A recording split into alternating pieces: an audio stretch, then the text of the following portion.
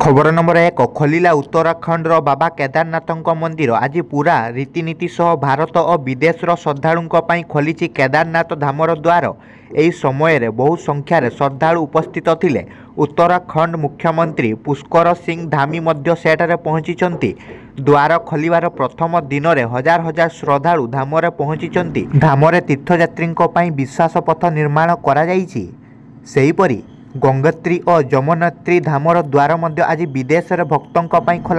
खबर नंबर 2 भारत और पाकिस्तान को सम्मान देवा उचित। लोकसभा निर्वाचन मध्य कांग्रेस नेता मणिशंकर आयर पाकिस्तान को नहीं बड़ बयान दे राजनैतिक भूमिकंप आनी। मणिशंकर आयर पाकिस्तान सह आलोचना समर्थन करी कहिसेंति जे भारत और पाकिस्तान को सम्मान देवा उचित, कारण पाकिस्तान पाखरे परमाणु बोमा अच्छी। मणिशंकर आयरंक एही बयान को नहीं बीजेपी एबे आक्रमणात्मक होईछि एवं कहिछि जे मणिशंकर आयरंक पाकिस्तान प्रति भल पाइबा पुणी थरे जाग्रत होईछि। बीजेपीर शाहजाद पुनवाल कहिसेंति जे पाकिस्तान प्रति कांग्रेसर भल पाइबा शेष हेउ नाही।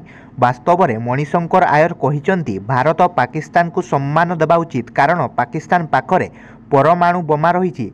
जदि आमे सेमानंकु सम्मान देबु नाही, बुझामणा करिबु नाही, तेबे से माने भारत विरोध में परमाणु बोमा व्यवहार करने को चिंता करिबा बोली कहिसेंति आयर। खबर नंबर 3 आज भुवनेश्वर आसुचंती प्रधानमंत्री नरेंद्र मोदी। आज भुवनेश्वर आसुचंती प्रधानमंत्री नरेंद्र मोदी।